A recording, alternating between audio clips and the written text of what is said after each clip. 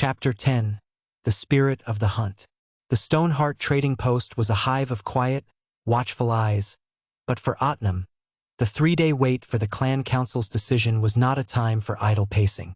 The mountain air, thin and sharp, called to him.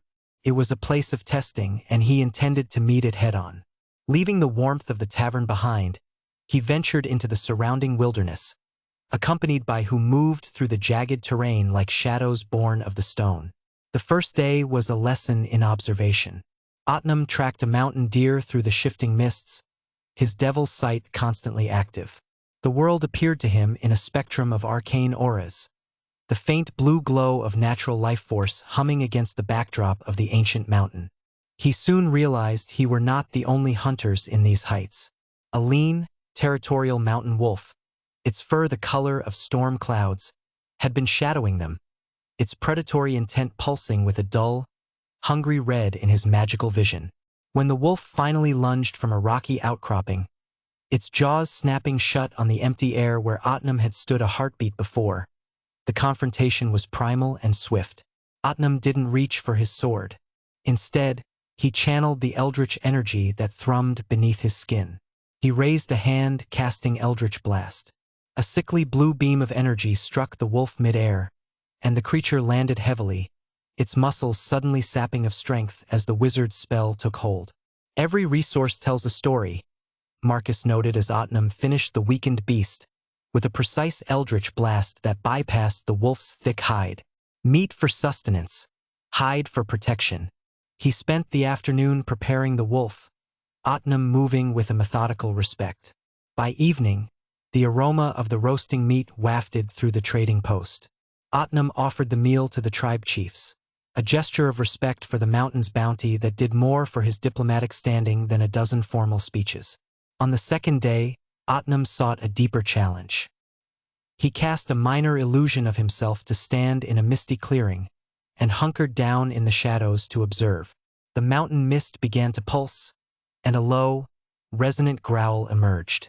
A massive, spectral wolf-like entity, its body half composed of shadow and fog, materialized to challenge the intruder. Otnam stepped forward, raising his hand in a gesture of peace rather than aggression. "I hunt to understand," he called out, his voice steady. "To grow stronger, to comprehend the balance of existence." The spectral wolf paused, its ancient, knowing eyes studying him with a depth that transcended physical perception.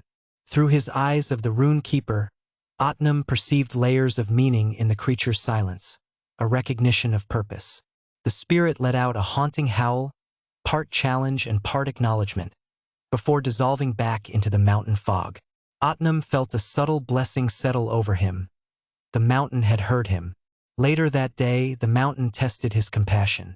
Deep in a misty valley, Otnam found a juvenile elk caught in a cruel, ritualistic trap. The metal jaws had mangled its leg, and the creature's eyes were wide with a desperate, wild terror. Otnam approached slowly, projecting a sense of calm. He cast guidance on himself, centering his focus, and then used healing word. A soft, restorative light began to knit the torn flesh and shattered bone. As he worked, his eyes of the Rune Keeper focused on the trap. He could read the jagged, hateful script etched into the iron, a language of malice and blood debt. "This was not set for food," Otnam whispered, his jaw tightening. This was a message. Following the trail of recent activity, he discovered a group of mountain bandits positioning themselves for an ambush in a narrow ravine. Otnam didn't wait for them to strike.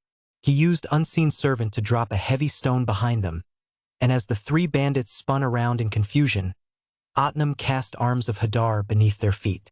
The rocky ground spawning an oozing dark layer before summoning dark spectral tentacles full of teeth rose from the group, garbying each one and tearing into their flesh. The skirmish was short and brutal. One bandit tried to scramble to his feet, but Otnam's eldritch blast caught him before he could find his balance. The hunt for the bandit leader led them deeper into a natural cave formation. The leader, a scarred man wielding a jagged ritual knife, lunged from the shadows. Otnam sidestepped the attack and then cast Shield, a shimmering barrier of force intercepting the leader's desperate follow-up strike. Is this how I die?" The leader gasped as Otnam finished him with a point-blank blast of violet energy. Otnam stood in the silence of the cave, the dark energy of his patron once again mending his weariness through the Dark One's blessing. The remaining two bandits, witnessing the total destruction of their leader, dropped their weapons and knelt in terrified submission. "The mountain pass is clear," Otnam declared, his voice echoing through the stone. As he returned to the trading post on the evening of the third day, the locals watched them with a new kind of reverence. Rumors of the Archons' exploits, the acknowledgement by the spirit wolf, the healing of the elk, and the destruction of the bandits, had already begun to spread. Otnam settled by the hearth, his muscles aching but his spirit forged anew. The 3 days were up. Tomorrow the Stoneheart clans would give their answer. As the stars began to pierce the velvet black of the mountain sky, Otnam felt a profound shift within. His charisma, the raw potential of his presence, seemed to crystallize. He felt a newfound ability to read the underlying emotional currents of those around him, to bridge divides not just with logic, but with the sheer weight of his intent. He was no longer just a man who had survived a siege. He was becoming the Archon the world required. "The transformation is continuous," Kelly noted later, watching him move through the tavern with a refined, quiet confidence that drew the eyes of even the most hardened mountain traders.